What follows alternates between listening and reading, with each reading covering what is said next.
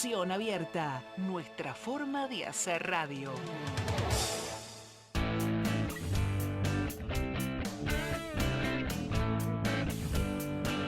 Para debatir cuál es el rumbo, buscamos alternativas, escuchamos todas las voces. Estás en La Encrucijada, periodismo para entender el presente y pensar el futuro, con la conducción de Leonardo Godoy.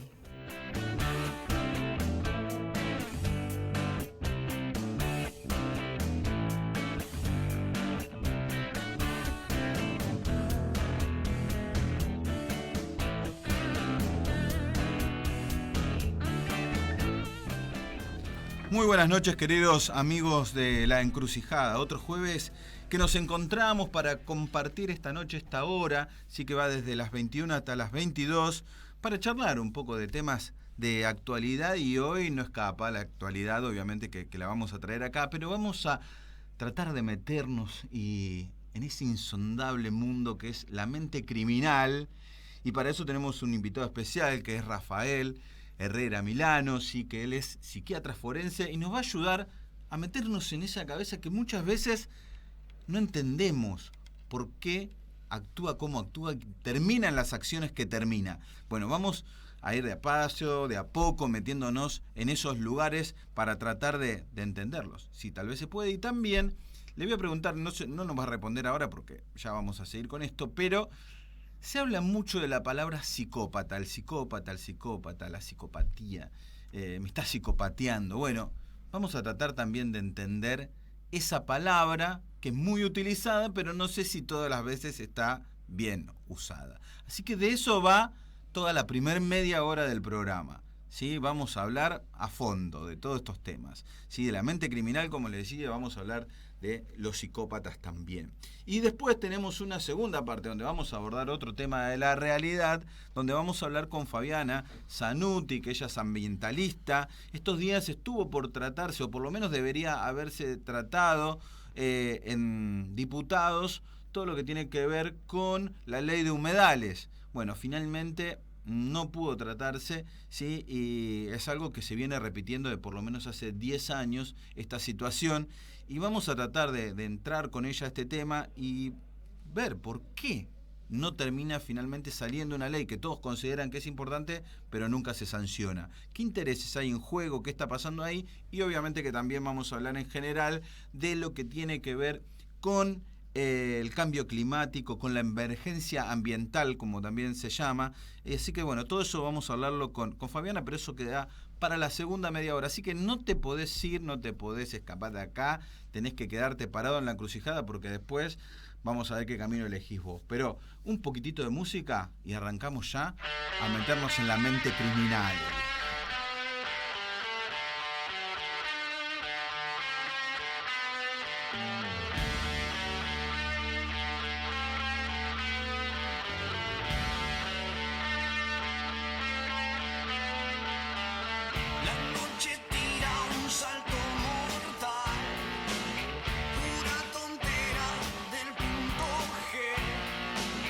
Y el joven lobo quemándose de amor.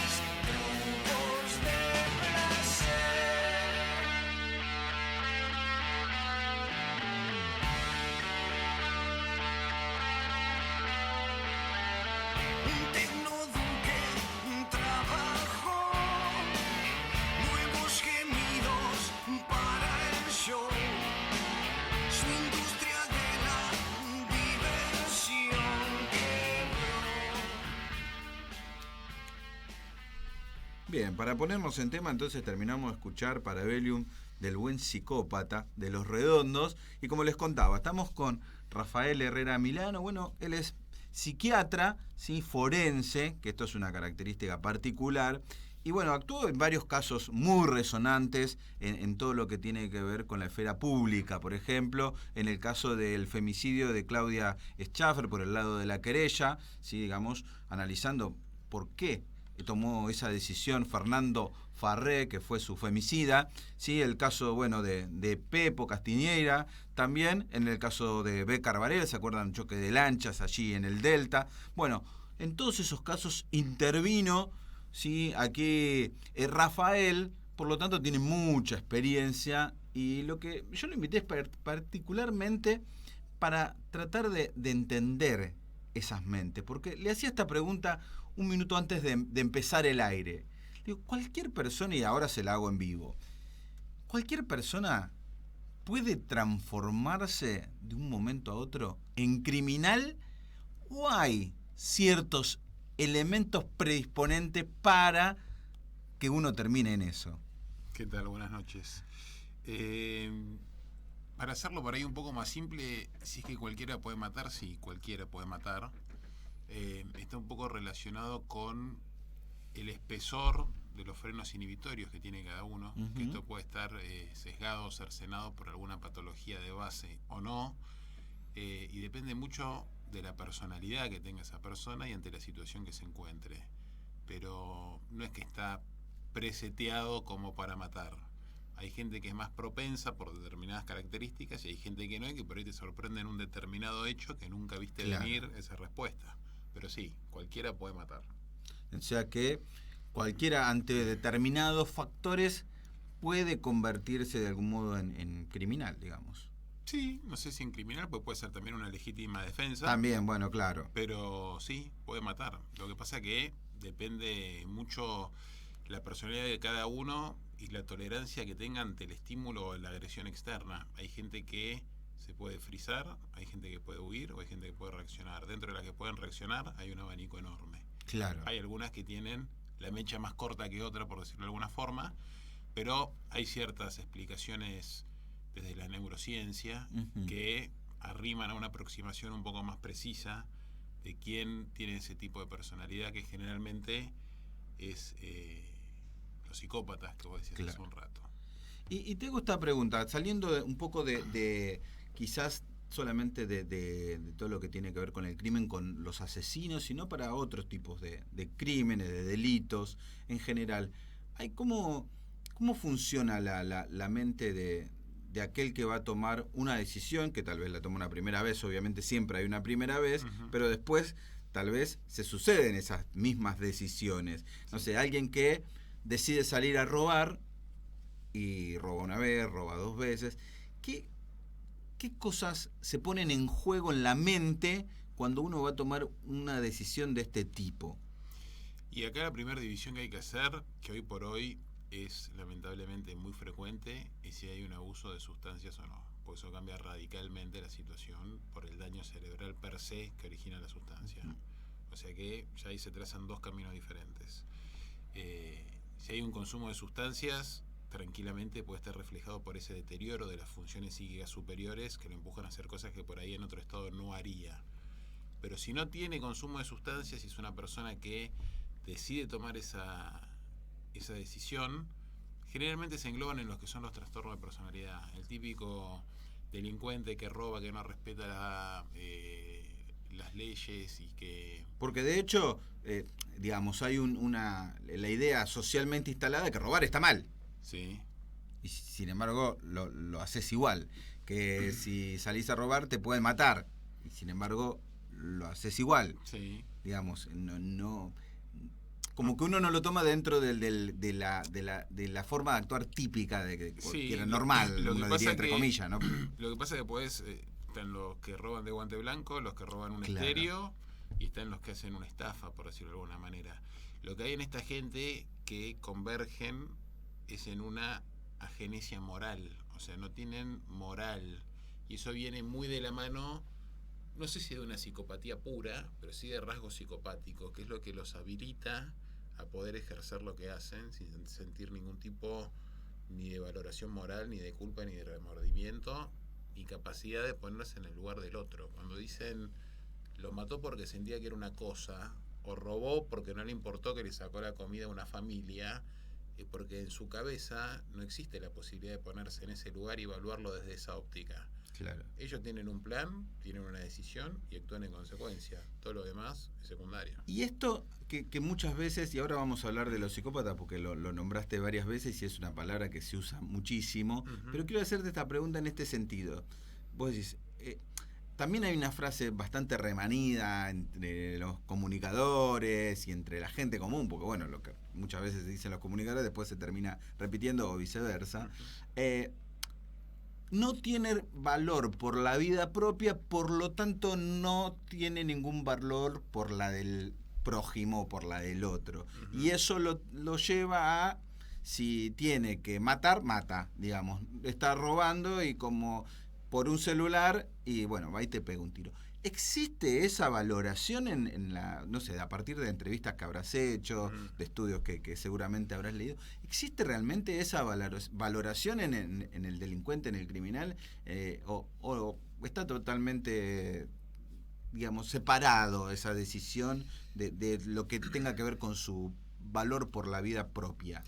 Para ponerlo por ahí en palabras más simples, la relación creo que es la costo-beneficio, la que vos me estás planteando. Vuelvo a lo anterior.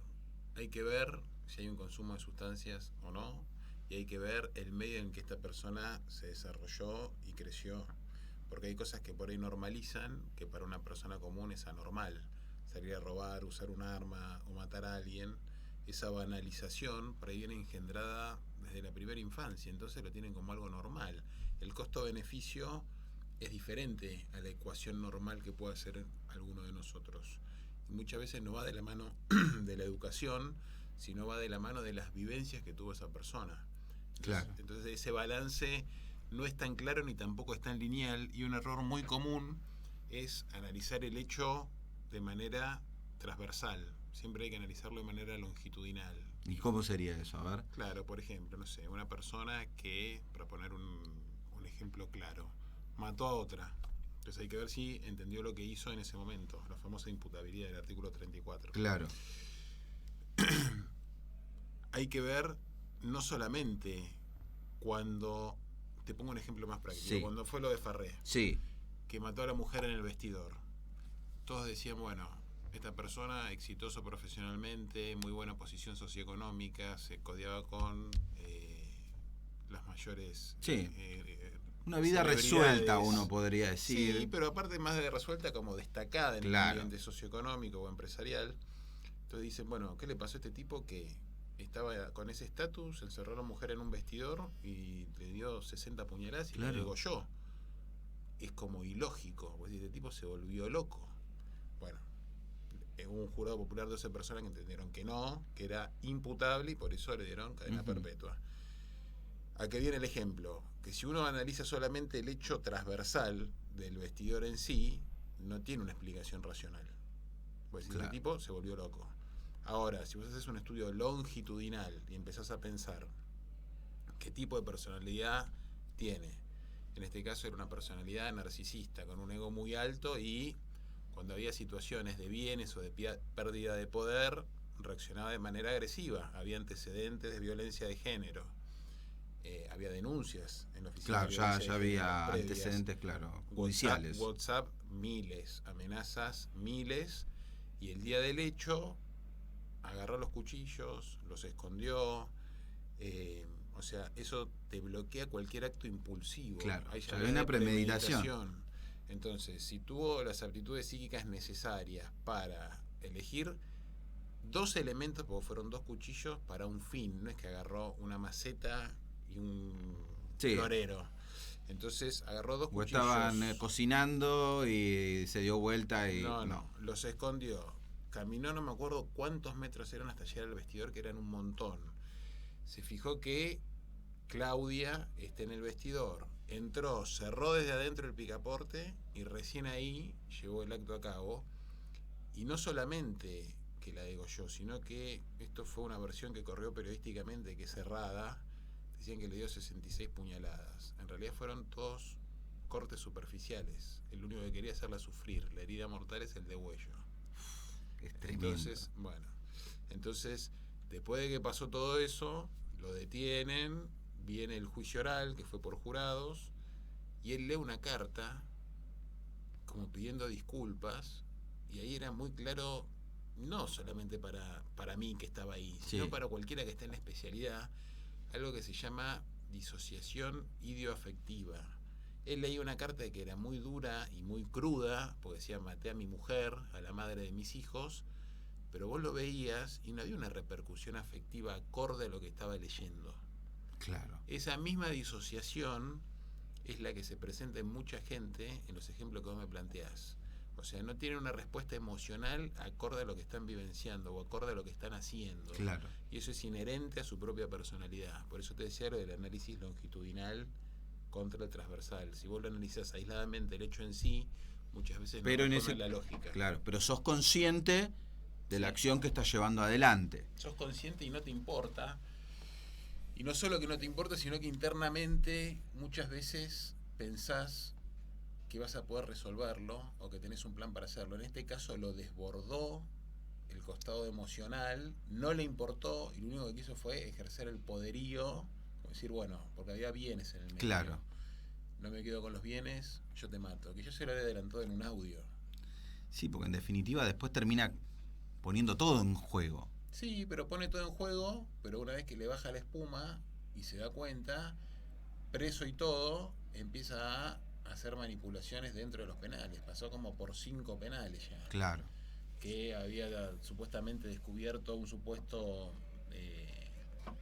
intento de homicidio a un fiscal, lo denunció, violencia, esto, lo otro, el COVID, que bueno. Le cuesta mucho, por lo menos lo que pude hablar, mucho la convivencia con el resto y siempre va. Y es lo que dice, y es más, ahora cambiaron de abogado y bueno, sostienen la teoría que no, que bueno, que ahora en realidad era la medicación que tomaba, que lo empujó a hacer eso, bueno, nada, es como que no terminan de aceptar. Y hablabas recién,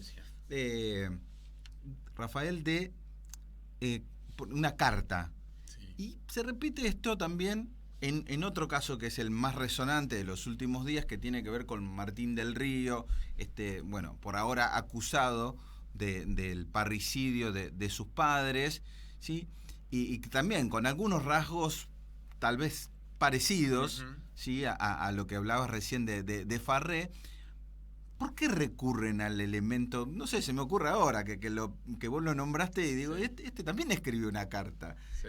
¿Por qué? ¿Hay algo ahí, el por qué recurrir a lo escrito y dejar? Yo creo que son, en estos casos en particulares que vos me estás marcando, porque otra cosa son las cartas cuando, por ejemplo, una persona decide quitarse la vida, son dos cosas distintas. Claro. Pero en este tipo de marcos, yo creo que son propios de la propia estrategia, bueno, valga la redundancia, de la propia estrategia.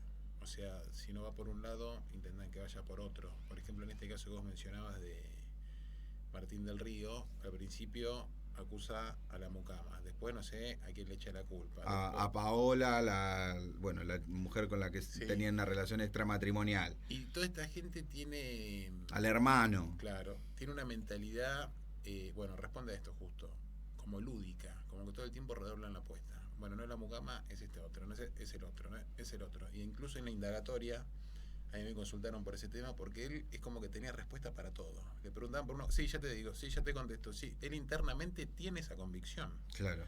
O sea, como que va a salir del problema y que es superior a todos, pero es propio de lo que hablábamos hace un rato. Talla su personalidad eso, describe su personalidad. Y esas cartas yo creo que es una pieza más del rompecabezas de este tipo de personalidades, que se hacen de cualquier herramienta o de cualquier ardid que encuentren para poder salir con su objetivo, que en este caso es eludir una condena casi, me parece, por como viene dada la cosa, inevitable. Inevitable, sí.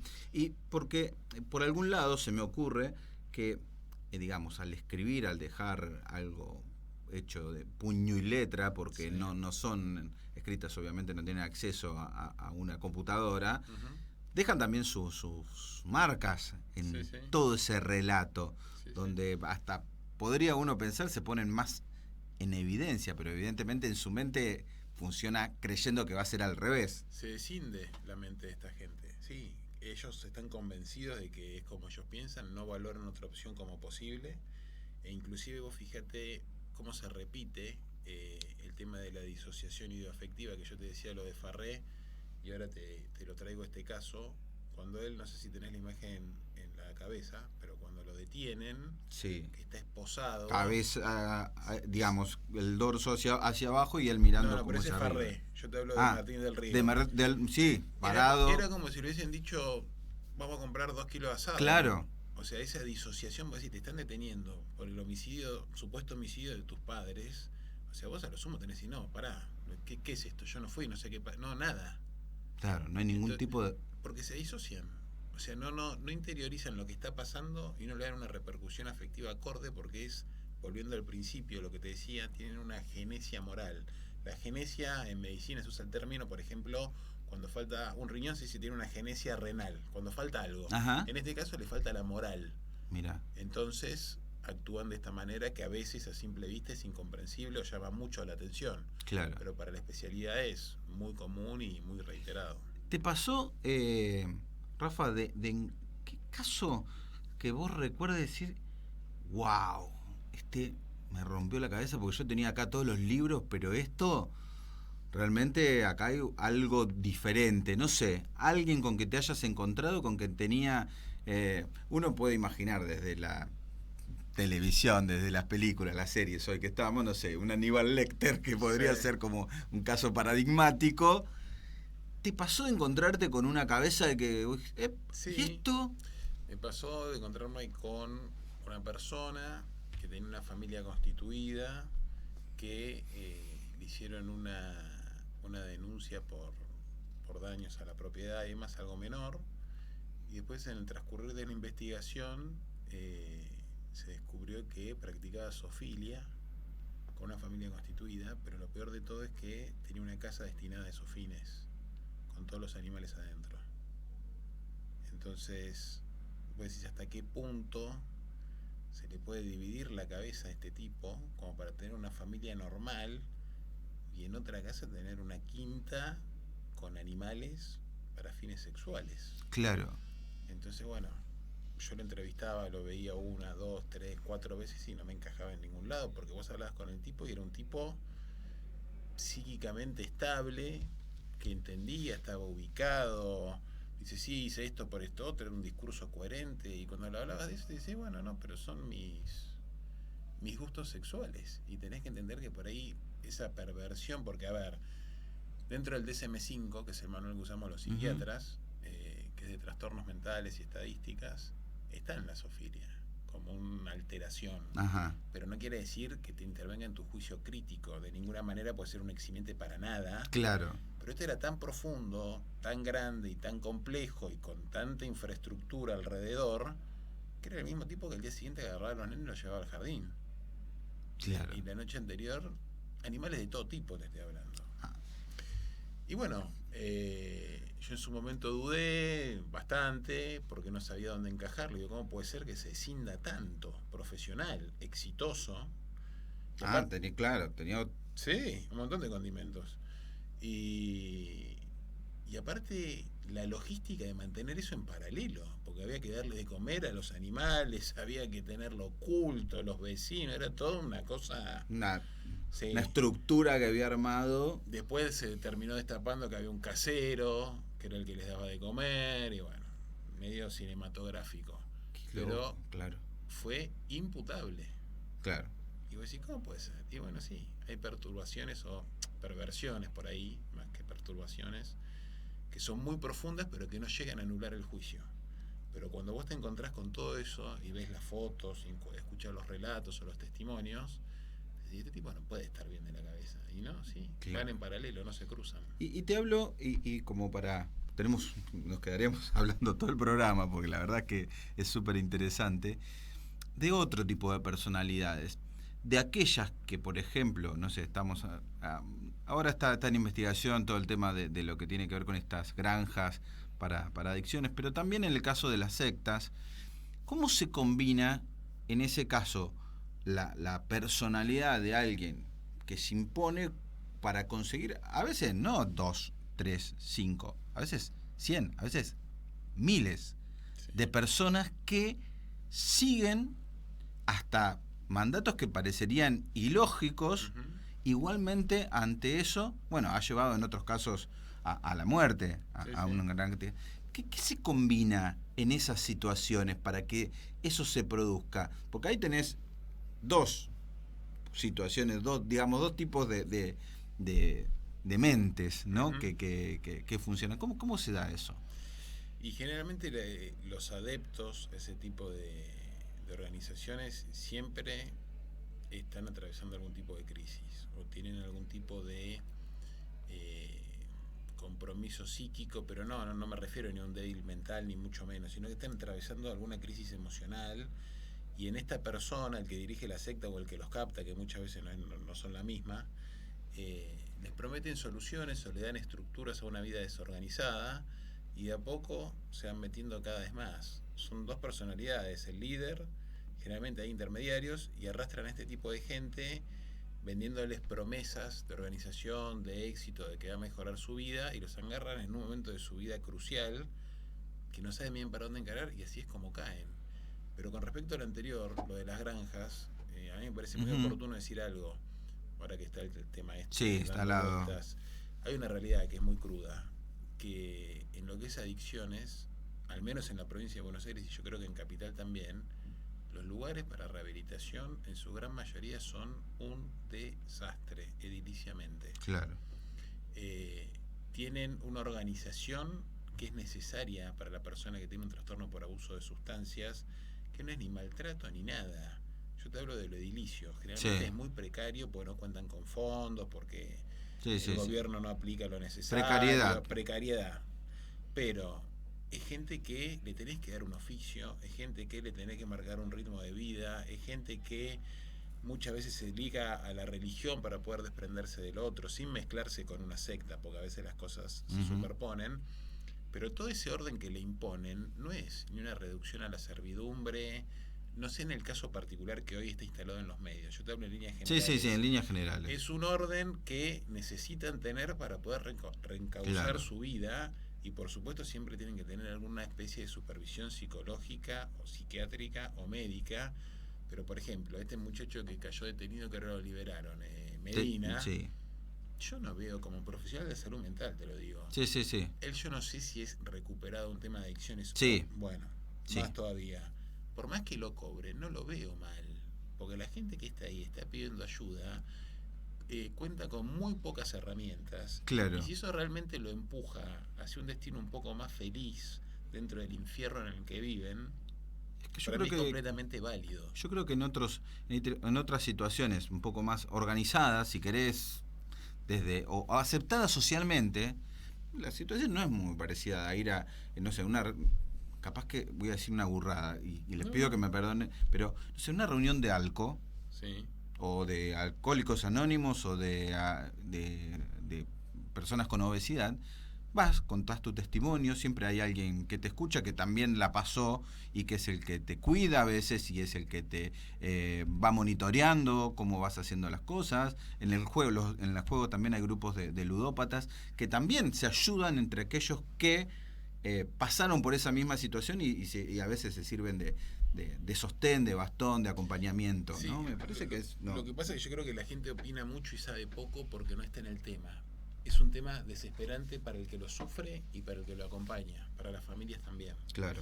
Entonces, encontrar un lugar que reúna las características necesarias para que la persona realmente pueda reencauzar su vida y tener un futuro, como está el país hoy, te diría que casi cualquier cosa es mejor que la calle. Claro. Porque si no terminan en la calle, esa es la realidad. Y te hago esta última pregunta con respecto a esto. ¿Todas las adicciones son iguales en cuanto al tratamiento psiquiátrico, si querés, digamos? Sé que no tiene que ver con lo temporal, lo propiamente forense, pero no hay problema. Digo, un adicto a la cocaína se trata igual que un adicto al paco o un adicto a alguna otra sustancia. Ahora te respondo eso, pero te quiero hacer una aclaración que también es muy banalizada. La marihuana, fumar marihuana, que muchas veces se banaliza o se socializa, es un gran disparador de episodios psiquiátricos graves. Ajá. Muy graves y muchas veces muy difíciles de revertir. Y con respecto a los tratamientos, generalmente se usan siempre el mismo tipo de psicofármacos. Cuando son síndromes de abstinencias muy importantes, siempre se manejan antirrecurrenciales, antipsicóticos en diferentes dosis, pero sí, generalmente en una abstinencia el tratamiento es casi igual. Después, dependiendo de la sustancia y dependiendo del compromiso que tenga la persona con esa sustancia, es el tipo de medicación que se utiliza.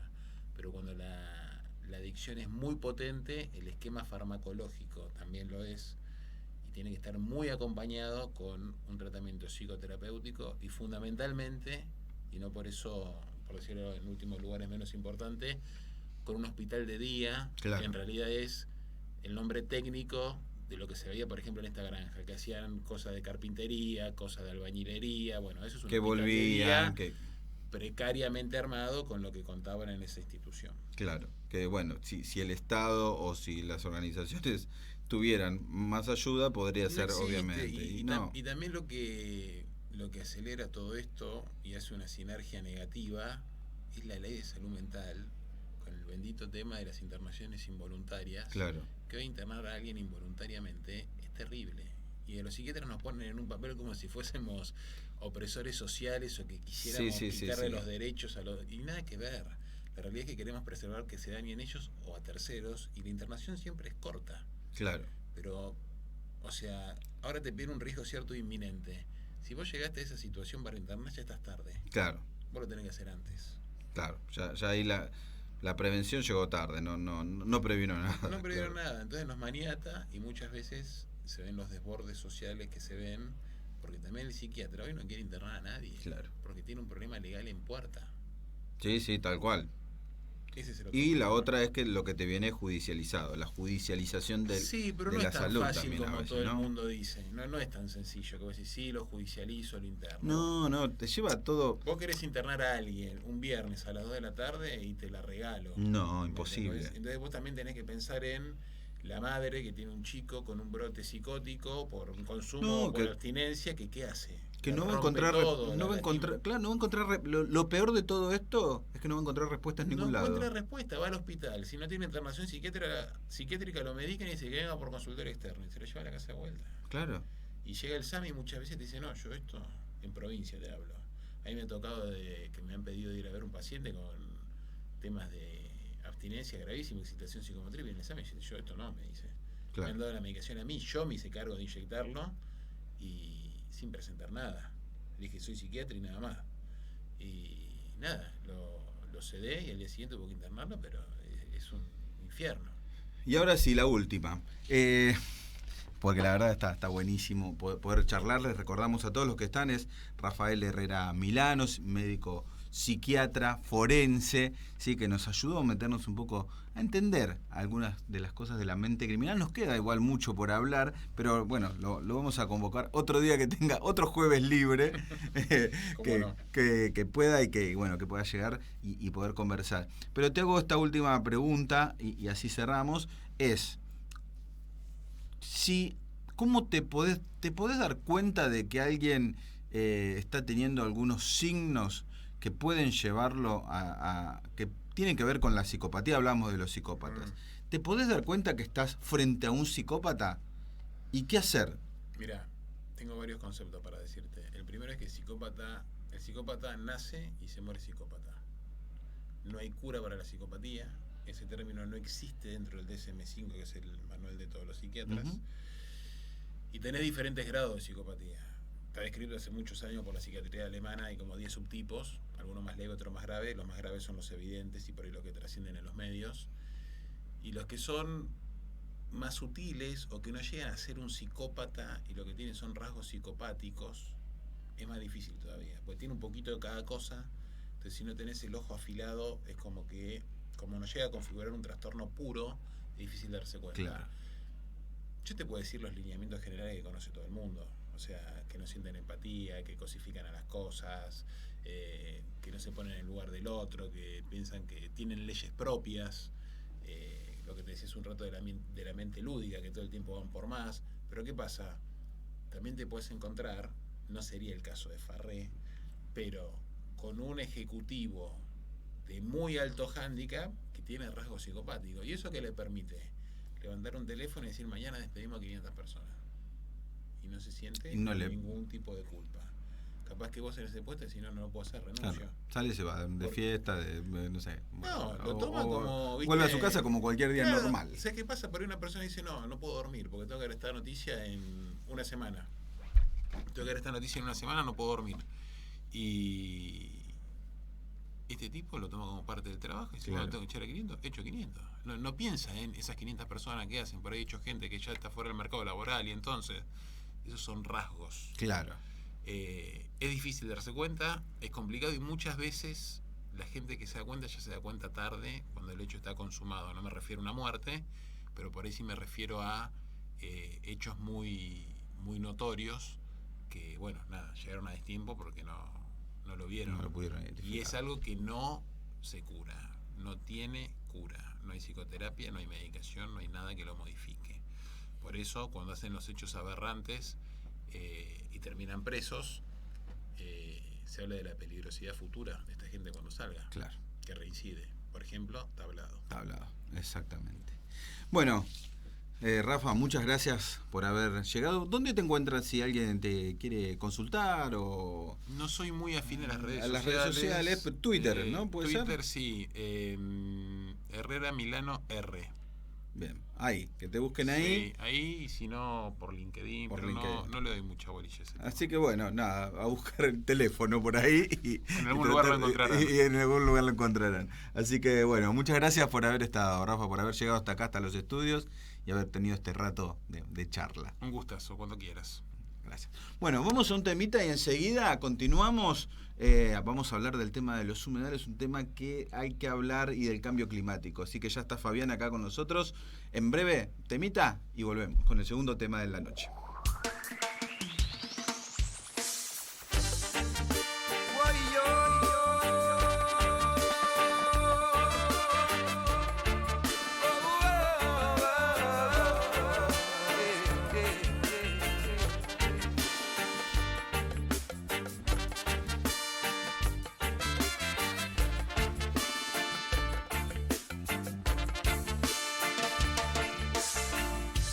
La naturaleza te habla, no hay que descifrar.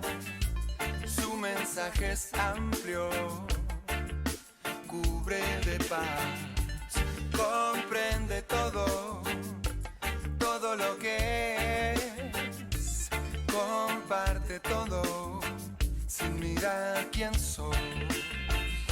La naturaleza te habla y enseña, su mensaje es claro, no hay por qué entender, implícitamente todo lo cubre, no hay que preguntar, no hay duda,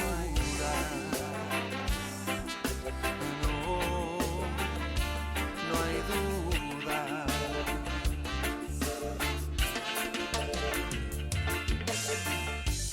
La naturaleza te habla, no hay conflicto, ni necesario usar lenguaje alguno, comunicación, comunión, nada que esperar, sencillamente unión, no hay duda.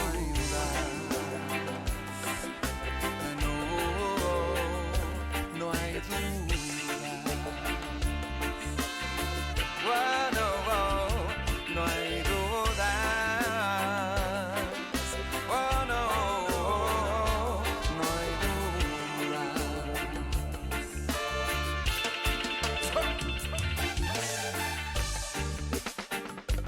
Cafres. Oh,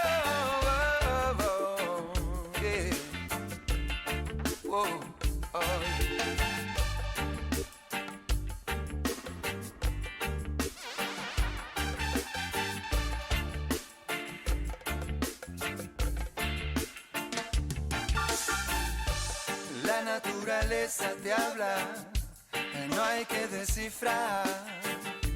Su mensaje es amplio, cubre de paz, comprende todo, todo lo que es. Bueno, seguimos aquí en La Encrucijada. Un programa que, estamos acá todavía pensando, cosa que hablamos con Rafa. Pero bueno, vamos a cambiar de tema, para eso recién escuchamos Naturaleza de los Cafres. Y hablando de la naturaleza y hablando del cambio climático, que realmente es un tema que en La Encrucijada tratamos bastante porque me parece que es fundamental para el presente, porque siempre se habla del cambio climático y todas esas cosas como cuestiones del futuro, pero realmente es una cuestión del presente. Y una cuestión del presente del que no muchos están dando las respuestas que se necesitan para el hoy. Sí, para resolver esto que, si no, sí, a futuro vamos a tener consecuencias más graves que las que estamos teniendo, que ya tenemos consecuencias de lo que es el cambio climático. Para eso la invitamos a Fabiana Zanuti. Ella es politóloga, también es miembro de Alianza por el Clima y presidenta del Partido Verde de la provincia de Buenos Aires. Así que bueno, buenas noches, Fabiana, gracias por haber venido acá a La Encrucijada. Buenas noches, Leo, buenas noches, equipo, muchas gracias por la invitación. Bueno, contanos un poco, primero vamos a presentarte a vos. ¿Cuándo empezó toda esta militancia? ¿Qué es Alianza por el Clima? Bueno, ¿qué es el Partido Verde? Un poco contanos de vos y después ya nos vamos a ir metiendo en temas humedales, cambio climático. Contanos. Bueno, te cuento un poco sobre mí. Yo vengo trabajando temas ambientales desde hace varios años. Yo fui asesora de Silvia Vázquez, que es la fundadora del Partido Verde. Ella fue 3 veces diputada nacional y con ella siempre trabajamos temas ambientales. Hasta que en 2014 Silvia decidió fundar el Partido Verde porque veíamos que estábamos atravesando una crisis climática y que si no se tomaban las decisiones políticas de cara a enfrentar y a superar esta crisis climática y a enfrentar el cambio climático, la vida no sería posible, ¿no? Que es un poco lo que nos dice la ciencia hoy y nos alerta año a año. Entonces, desde el 2014 para acá, integro el Partido Verde. En este momento soy la presidenta del Partido Verde en la provincia de Buenos Aires. El año pasado fui la primera precandidata a diputada nacional por el Partido Verde en la provincia de Buenos Aires. Y además de eso, integro la Alianza por el Clima. ¿Qué es la Alianza por el Clima? Es una federación de organizaciones socioambientales que venimos militando y movilizándonos en las calles desde el año 2019, desde las movilizaciones y las huelgas mundiales por el clima. Entonces, es fundamental la movilización de las organizaciones socioambientales, de los movimientos sociales, de la ciudadanía en las calles, porque lo que siempre decimos desde el Partido Verde y desde las organizaciones es, esto es una transición ecológica que tenemos que hacer, que tenemos que impulsar. ¿Y cómo se hace? Bueno, es transversal y es integral. Claro. Atraviesa la sociedad completa, atraviesa todas las decisiones políticas, atraviesa todos los bloques políticos. Bueno, que es un poco lo que vimos hoy que sucedió una vez más con la interrupción del tratado de la ley de humedales, ¿no? No hay grieta ahí. Ahí no hay grieta. No. Nadie se quiere sentar a esa mesa y tomar las decisiones que hay que tomar. En realidad, ni siquiera están pensando en tomar las decisiones que hay que tomar, ¿no? La realidad es que hace 10 años que estamos militando, que estamos luchando por la ley de humedales. Contanos eso un poco. ¿Qué es la ley? Porque muchos se hablan, pero creo que no todos tienen claro qué es la ley de humedales y qué propone la ley de humedales. ¿Qué es? Bueno, la ley de humedales lo que propone es la conservación y la protección de los humedales, ¿no? Que se realice un inventario a nivel nacional y a nivel provincial de los humedales y que se protejan y se conserven. Entonces, bueno, ahí viene la pregunta, ¿qué es un humedal? ¿O qué tengo yo que ver con un humedal y para qué me sirve? Claro. ¿No? Eso diría un ciudadano que está en la casa escuchándonos y dice, ¿y yo qué tengo que ver? ¿Qué tiene que ver con mi vida? Bueno, tiene que ver todo, porque los humedales son los reservorios de agua dulce. O sea, gracias a los humedales tenemos agua para la vida, ¿no? Claro. Y dentro de los humedales, el 40% de la biodiversidad del planeta vive o se reproduce en humedales. 40%. El 40%. Muchísimo. Es muchísimo. O sea, dependemos... Casi la mitad, estamos diciendo. Casi la mitad de la biodiversidad del planeta vive o se reproduce en humedales. Nosotros y vos, para la gente que se lo pueda graficar, ¿cuáles son los humedales más importantes tal vez que de nuestro país? Bueno, los humedales más importantes son los ríos. los ríos, los diques, todo reservorio de agua dulce que hay en nuestro país es un humedal. Si los ríos están contaminados, no tenemos agua para beber. Ni nosotros, ni los animales, o sea, se mueren ecosistemas completos. Finalmente, yo te decía, soy presidenta del Partido Verde en la provincia de Buenos Aires, es la provincia con los ríos más contaminados del país. Entonces, si nosotros no cuidamos, si no protegemos los humedales, los ríos, los reservorios de agua dulce, no hay vida posible, ¿no? Bueno, tenemos, además de la contaminación de los ríos, tenemos el problema de la quema de humedales, ¿no?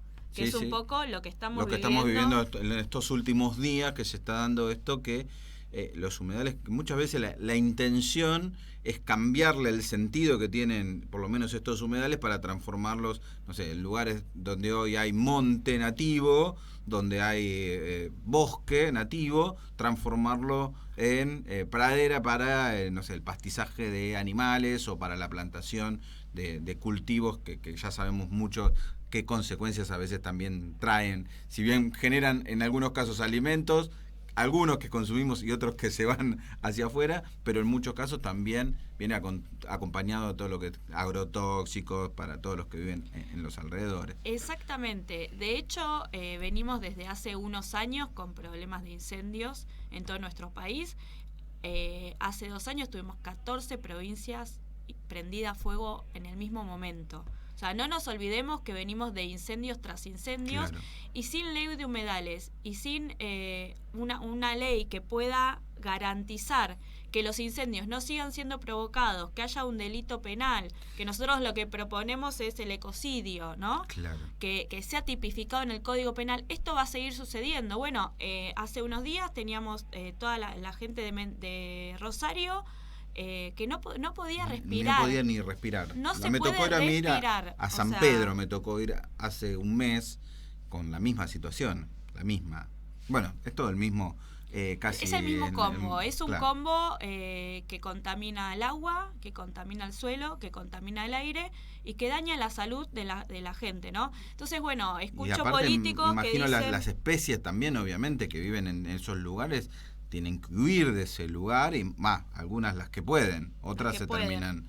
La verdad es que en los incendios lo que suele suceder es que hay campos donde los animales están encerrados, no pueden salir y el fuego avanza y eso es desesperante. Digo, hemos visto imágenes gracias a las redes sociales, porque los medios masivos de comunicación no muestran esta realidad, que son terribles. Sí, no solamente es para la vida humana, sino también para la biodiversidad, de la biodiversidad, sí, y de la naturaleza en general.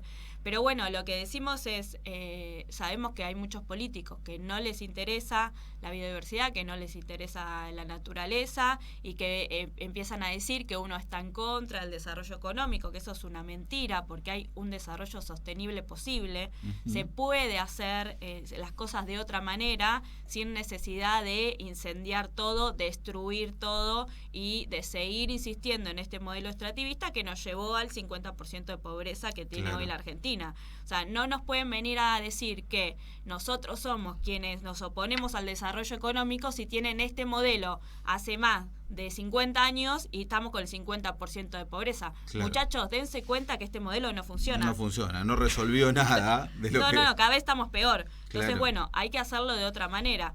Y si no te interesa todo esto que yo te estoy contando, bueno, empezá a pensar que la gente no puede respirar. Entonces dicen, no, los humedales no es un problema de la gente. Sí, es un problema de la gente porque no puede respirar. Claro. Y eso daña la salud, daña el sistema respiratorio. Venimos de una pandemia que todos sabemos que quienes tenían problemas respiratorios la pasaron peor y tuvieron problemas terribles de salud, hasta algunos han fallecido. Entonces digo, ¿qué es lo que te genera los problemas de respiratorios, la contaminación? Sí, entonces, todo lo que estamos viviendo también ahora, ¿no?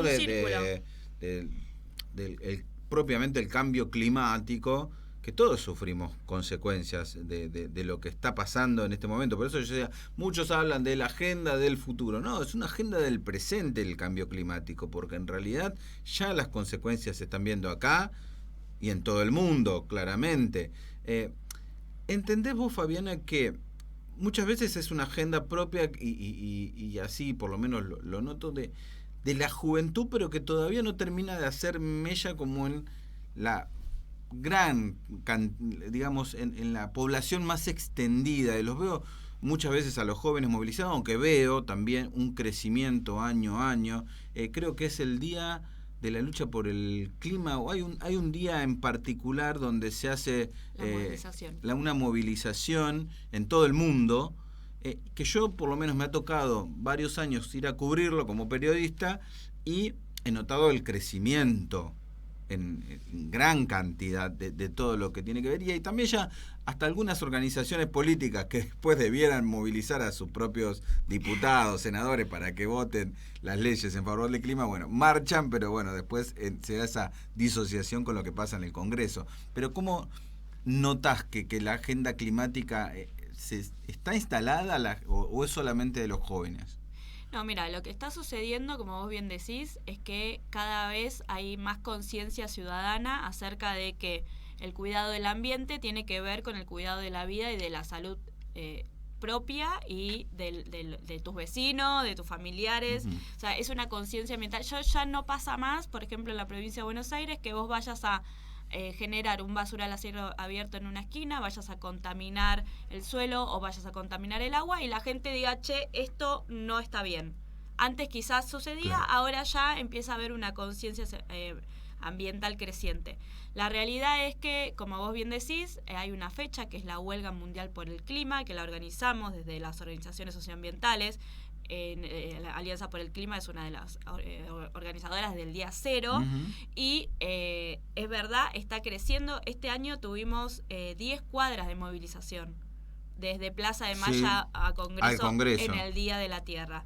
La verdad es que fue algo increíble porque empezamos en 2019 siendo, como vos decís, grupos de jóvenes que empezamos a decir, bueno, che, tenemos que salir a las calles, tenemos que salir a exigir, tenemos que empezar a vincularnos y a exigirle a quienes tienen los lugares de toma de decisión que estos temas son importantes y tienen que estar en la agenda política.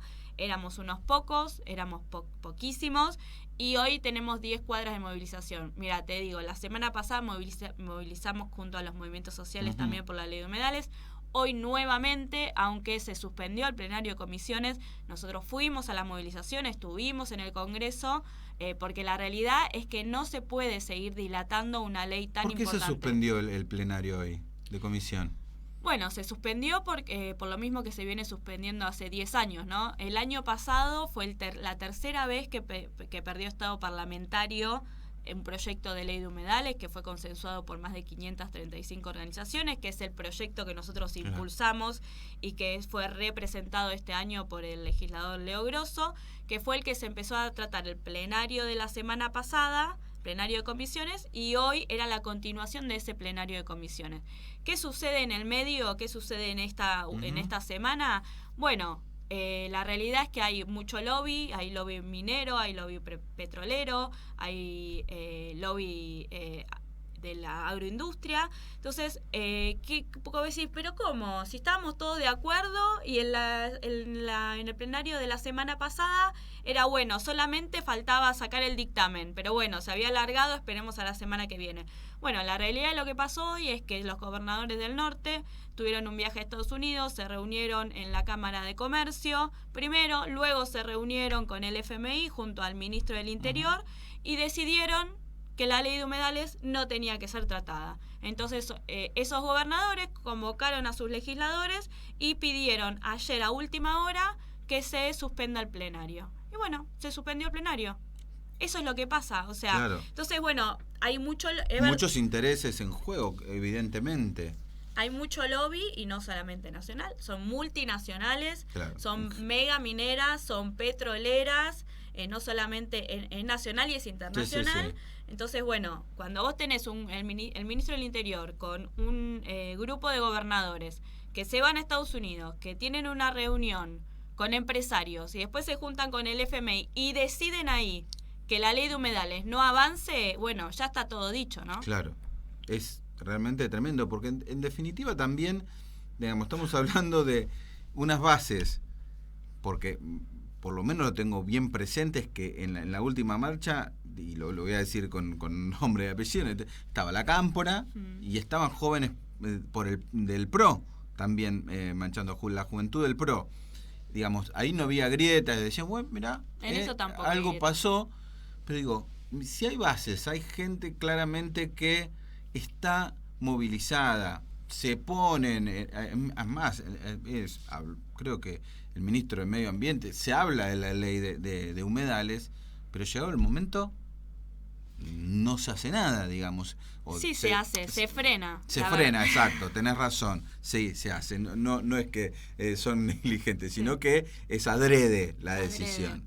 Que ahí es mucho más todavía peligroso y también el impacto es mucho peor, creo, ¿no? No, de hecho, viste, en esto que te digo, no hay grieta en frenar una ley tan importante como la sanción de la ley de humedales, es porque no solamente son gobernadores de Juntos por el Cambio, legisladores Juntos por el Cambio, son legisladores Juntos por el Cambio, legisladores del Frente de Todos, son gobernadores del Frente de Todos, gobernadores Juntos por el Cambio, que se juntan con empresarios en Estados Unidos y con el FMI y deciden que vamos a seguir teniendo problemas de salud, que vamos a seguir teniendo problemas de contaminación y que, sigan con la quema de humedales para preparar el suelo, como vos decías, para el agronegocio, para la soja, para el pastizaje.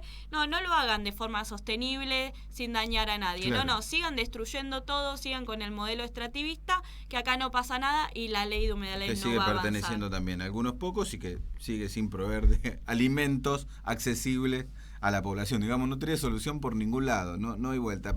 Perjudica la salud, perjudica el medio ambiente, perjudica la alimentación. No, es beneficio para pocos, claramente. Bueno, pero como todo el sistema que tenemos, ¿no? Nosotros cuando decimos modelo extractivista, justamente esto, es un modelo que destruye todos los bienes naturales en pos de que unos pocos se hagan millonarios, ¿no? Cuando nosotros hablamos de mineras, por ejemplo, ¿vos conocés alguna provincia que sea explotada por mineras como San Juan, que la ciudadanía sea toda millonaria? ¿O que hayan mejorado su calidad de vida? ¿O que vivan bien? La verdad es que no. La verdad es que vienen, destruyen todo, se llevan todo el dinero y acá nos quedamos con el pasivo ambiental y con todos los problemas. Exactamente. O que podría pasar que una generación, más o menos, ponele, pero que la lleve, pero... lo que es todo a futuro, obviamente no. O sea que no tiene ganancia para nada, porque si vos lo que tenés hoy, mañana está destruido y los que vienen después nada pueden hacer con eso, porque aparte difícilmente se pueda... Ni siquiera, mira, yo la verdad, ni siquiera es algo para el hoy. Ni siquiera es algo para el hoy. Es como, seguir garantizando el negocio de unos pocos en pos de la salud y el bienestar de muchos. Esto es lo que tiene que cambiar. Nosotros cuando hablamos de una transición ecológica integral que no deje a nadie atrás o con la gente adentro, es justamente eso. O sea, lo que queremos es terminar con la desigualdad. Decimos, sin justicia ambiental no hay justicia social. Claro. No podés seguir destruyendo el ambiente donde viven comunidades completas para que 2 o 3 vivan en otros lugares, porque todos sabemos que quienes explotan estos lugares no viven ahí, viven en otro lado. Solo sacan provecho. Solo sacan provecho y viven en otro lado. Entonces, la realidad es que seguimos en las calles, hoy estuvimos en el Congreso, seguimos diciendo, necesitamos una ley de humedales ya. Estamos como cansados de que hagan greenwashing o marketing político o marketing verde con estas cuestiones. Recordemos que la ley de humedales ya estuvo en un spot publicitario de la última campaña. Y son gobiernos, muchachos. Entonces digo, lo usan para un spot y después no cumplen con lo que dicen. El año que viene, año electoral nuevamente. Entonces decimos, los gobernadores del norte deciden la vida de nosotros, del país completo. ¿Qué está pasando? Claro, hay algo que debemos repensarnos y como escuché muchos ambientalistas decirlo, ya estamos tarde igual. Que ya las consecuencias ya están, por lo menos hay que sobrevivir, que es casi la tarea, lamentablemente, de no haber tomado cartas en el asunto antes. Yo soy un poco más optimista, creo que es tarde, pero no tanto, estamos a tiempo. La realidad es que la ciencia nos dice que tenemos que empezar ya la transición, que tenemos que cambiar las formas de producir y de consumir, de producir. Claro. Digo, no tenemos que quemar más todo y destruir todo para producir. Se puede producir de otra manera y de consumir, y de esa manera vamos a poder llegar al 2050, una descarbonización de la economía, ¿no? Lo que nos pide la ciencia es justamente eso. Tenemos objetivos de la Agenda 2030 a los que estamos casi no llegando. Hay alertas todo el tiempo del IPCC, que es el panel intergubernamental de cambio climático de la ONU, con más de 1.000 científicos. Pero creo que es el momento, pero que hay que actuar ahora. No hay que esperar hasta la próxima campaña electoral, no hay que seguir hablando con los grandes empresarios. Digo, hay que tomar las decisiones correspondientes y empezar a desarrollar e impulsar un nuevo modelo productivo. Bien, muchas gracias Fabiana Zanuti por haber estado aquí en La Encrucijada. Para terminar, ¿dónde te encuentran aquel que quiera sumarse, ¿sí?, a todo esto que ustedes están movilizando? Bueno, mis redes sociales son @Fabiana Zanuti con Z y 2T en Instagram, Facebook y en Twitter. Bien.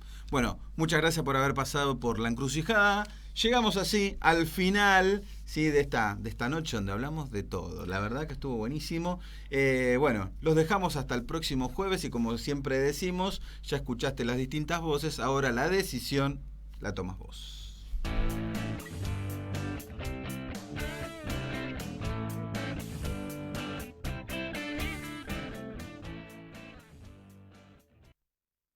Comienzo de espacio publicitario en Conexión Abierta.